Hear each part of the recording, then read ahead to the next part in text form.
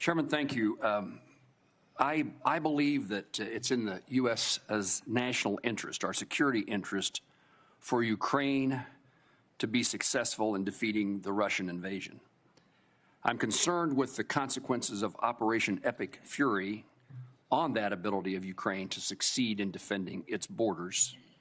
And General Adams, in broad terms, not necessarily, not classified terms, what are the consequences to the supply chain, to the capability of the United States to supply NATO allies and Ukraine as a result of Operation Epic Fury?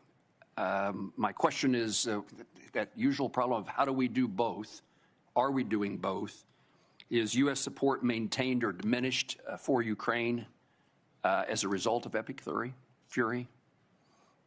Senator, thank you for that question, and we do continue to, beyond Epic Fury, observe what is happening across the world in crises like Russia and Ukraine.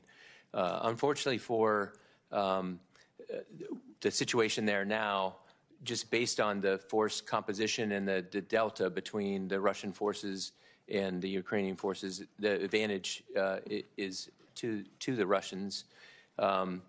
As we get into the classified hearing, we can talk a little more specifically about the items with regards to supply chain and with regards to the information that the Defense Intelligence Agency collects. We look at the foreign threat and what their capabilities are from a multi-int perspective. We look a little bit less at friendly capabilities. Now I would defer questions with regards to U.S. supply chain limitations with regards to logistics and the effort that the Secretary of War is having with regards to trying to boost the U.S. Defense Industrial Base. I would defer those to the Department to discuss.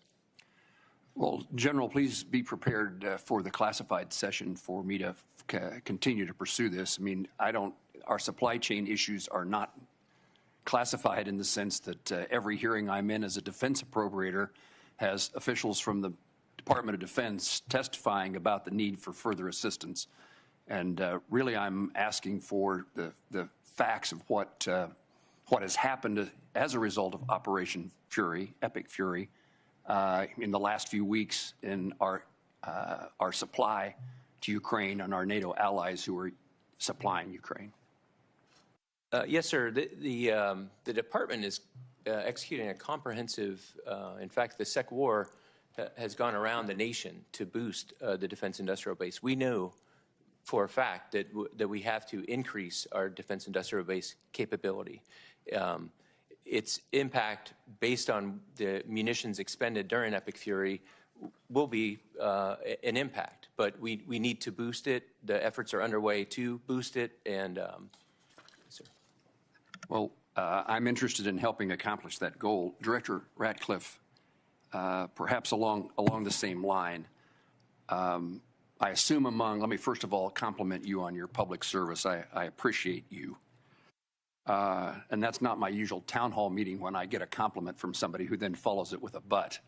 I am interested in being of help, and in regard to your conversations in preparation for Epic Fury, I'd be interested in knowing if the consequences to our abilities to defend the United States against Russia or China or other adversaries was taken into account. How is that diminished or increased by Operation Epic Fury?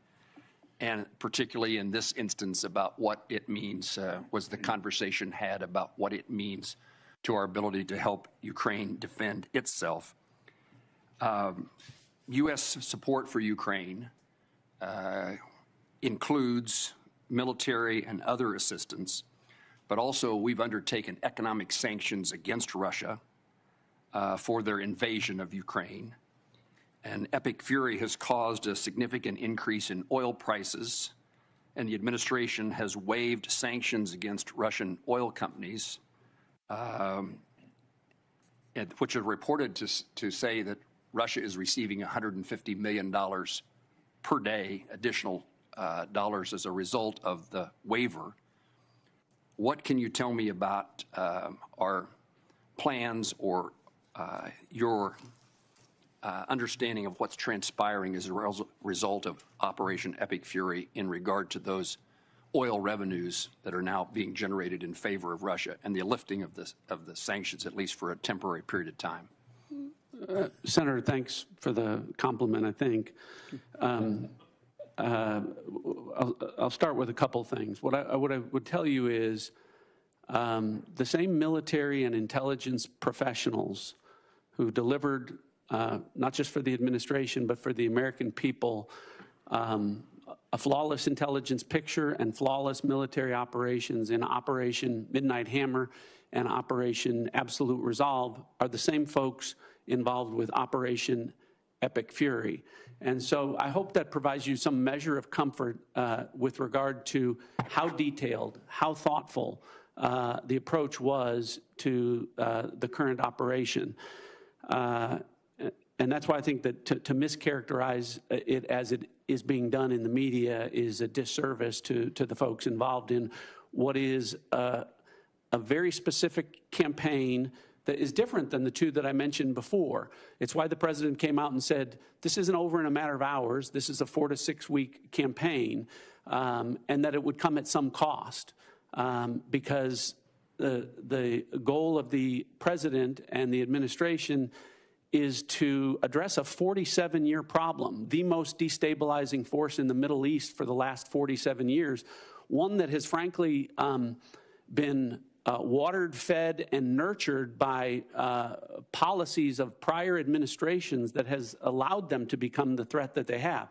So I say all of that sort of in context to understanding that we have to address that, but at the same time, to your point on what's going on with regard to Russia and Ukraine, and you mentioned the oil issue. Sometimes policymakers have to take steps that, while they may benefit adversaries like Russia or China, do so because they also think it will benefit U.S. citizens, and in this case with respect to keeping the economy on track and keeping oil prices low. So what I can tell you is the intelligence is thoughtfully considered, and I think that policymakers have taken that and I'm confident that we can walk and chew gum at the same time, pursue objectives in the Middle East, and provide support with regard to the conflict in Russia and the Russian aggression in Ukraine.